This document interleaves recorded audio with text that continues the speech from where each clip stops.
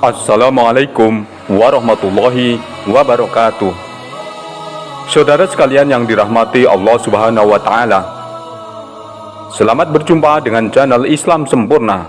Adalah sebuah channel yang mengajak kita semua untuk memahami nilai-nilai perjuangan Nabi Muhammad SAW dan para sahabatnya, dan untuk memahami nilai-nilai amal soleh dalam beribadah kepada Allah Subhanahu wa Ta'ala, sehingga diharapkan pada diri kita akan tumbuh berbagai kekuatan, antara lain: 1. Kekuatan untuk bersyukur dan bangga menjadi seorang muslim. 2. Kekuatan dan gairah untuk beramal soleh.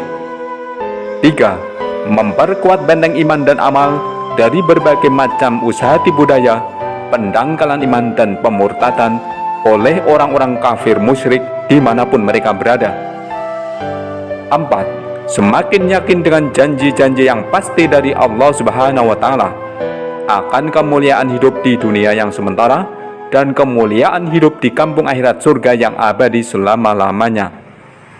5. Bersemangat, peduli, risau untuk senantiasa ikut ambil bagian dalam usaha amar ma'ruf nahi mungkar, menyampaikan dakwah dan syiar Islam sebagai tanggung jawab kita bersama. Sebagaimana firman Allah Subhanahu wa Ta'ala, A'udzubillahi minasyaitonirrajim, Wadakir fa inna dzikra tanfa'ul mu'minin. Dan tetaplah memberi peringatan, karena sesungguhnya peringatan itu bermanfaat bagi orang-orang yang beriman. Quran Surat Ad-Dariyat ayat 55. Dalam sebuah hadis dari Abdullah bin Amr radhiyallahu anhu, Nabi Muhammad SAW bersabda, Balighu anni walau ayah, sampaikanlah dariku walaupun hanya satu ayat. Hadis riwayat Bukhari. Semua umat Islam hendaklah selalu menyampaikan agungnya ajaran agama Islam kepada orang lain. Menyampaikan ilmu tidak selalu harus dari orang-orang lulusan pesantren atau lulusan perguruan tinggi tertentu.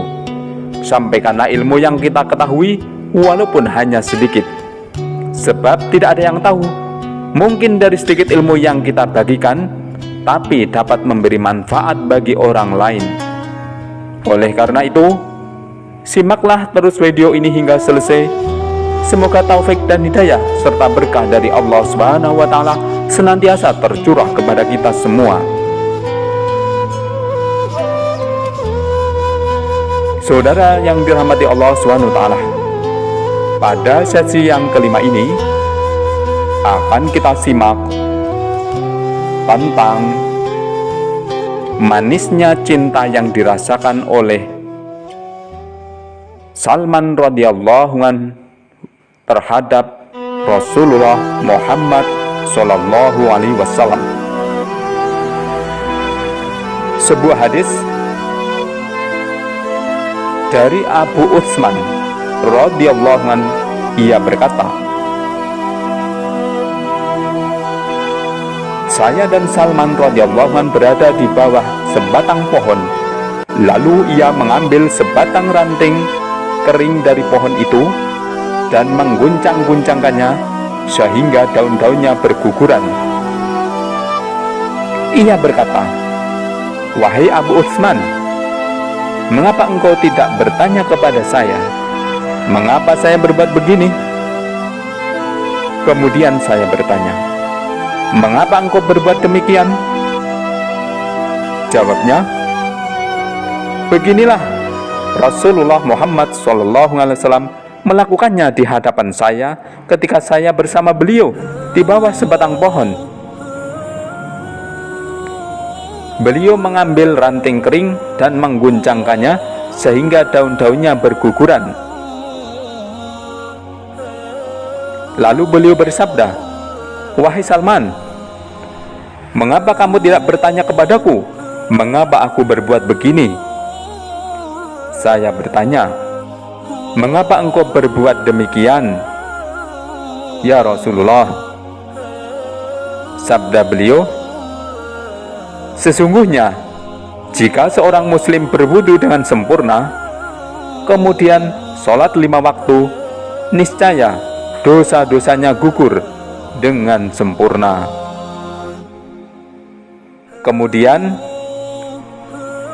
kemuliaan salat 5 waktu itu niscaya akan menggugurkan dosa-dosanya sebagaimana daun-daun ini berguguran.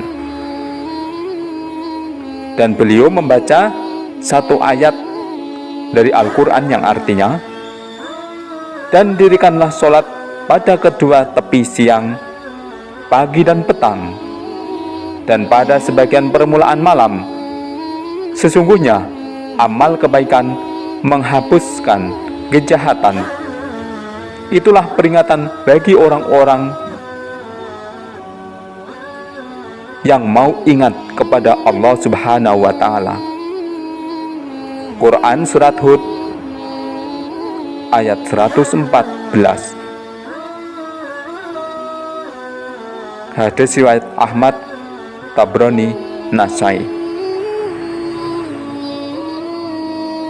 Perbuatan Salman radhiyallahu anhu yang ia tunjukkan dalam hadis di atas merupakan sebagian kecil dari bukti rasa cinta para sahabat Nabi Muhammad SAW kepada beliau.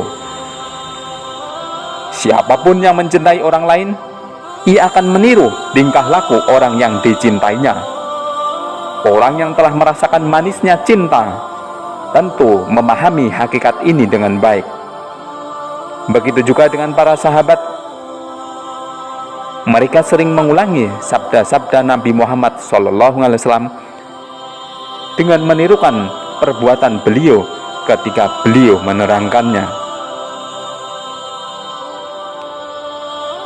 Hadis-hadis mengenai pentingnya sholat dan ampunan dosa bagi yang mengerjakannya tidak terhitung banyaknya, sehingga sulit untuk disebutkan semuanya di sini. Hadis-hadis mengenai hal ini juga telah diriwayatkan di banyak tempat dan kitab.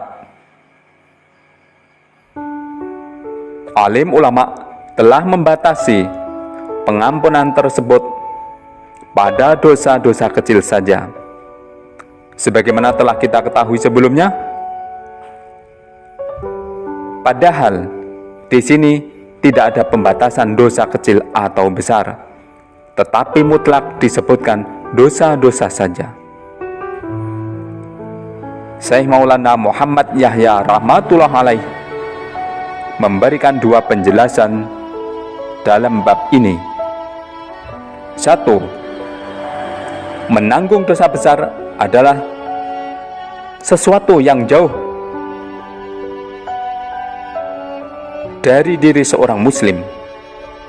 Adanya perbuatan dosa besar pada diri seorang muslim adalah sesuatu yang sulit terjadi. Dan seandainya terjadi, maka jiwa seorang muslim tidak akan merasa tenang sebelum ia bertaubat. Dan tuntutan kemusliman seseorang ialah, jika ia berbuat dosa besar, ia harus benar-benar menyesali perbuatannya dan tidak merasa tenang sebelum ia mensucikan dirinya dengan bertaubat.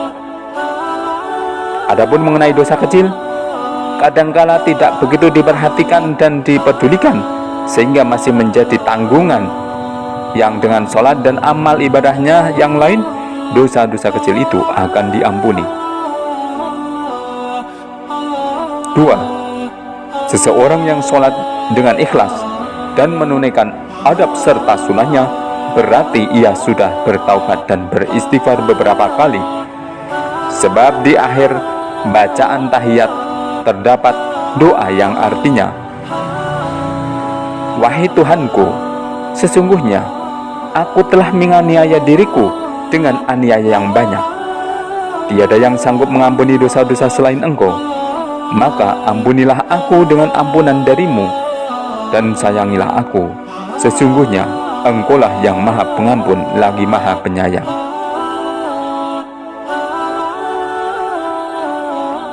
Di dalam hadis di atas, kita juga dianjurkan untuk menyempurnakan sunat wudu dengan memperhatikan adab dan sunat-sunat wudhu. Adapun satu sunatnya adalah bersiwak. Bersiwak adalah sunat wudhu yang sering diabaikan. Padahal disebutkan dalam sebuah hadis, 2 rakaat dengan bersiwak lebih utama daripada 70 rakaat tanpa bersiwak. Dalam hadis yang lain dinyatakan, jagalah siwak, karena dalam miswak terdapat 10 keutamaan.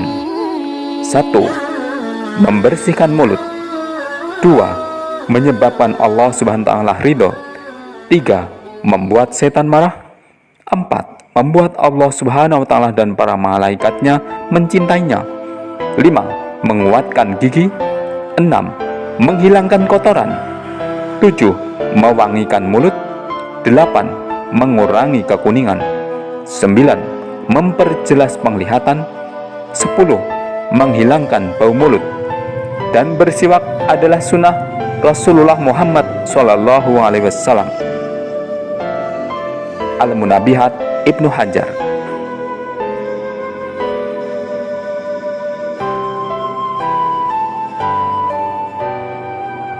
Saudara sekalian yang dirahmati oleh Allah Subhanahu wa ta'ala, demikianlah apa yang telah kita simak dan kita dengarkan tentang kecintaan sahabat terhadap Rasulullah Muhammad SAW ini. Maka marilah kita berniat untuk mengambil hikmahnya, mengambil manfaatnya, mengamalkannya, dan menyampaikannya kepada orang lain. Silakan Anda subscribe, like, share, dan nyalakan lonceng supaya Anda mendapatkan notifikasi jika kami mengunggah video yang baru. Dengan menonton dan subscribe, Anda sudah termasuk ikut ambil bagian dalam usaha dakwah atau syiar Islam ini, dan insya Allah menjadi amal soleh yang diterima oleh Allah Subhanahu wa ta'ala. Sampai jumpa dalam tayangan video kami yang lain. Semoga Allah Subhanahu wa ta'ala meridhoi kita semua. Amin, amin ya rabbal alamin. Wabillahi taufik wal hidayah. Wassalamualaikum warahmatullahi wabarakatuh.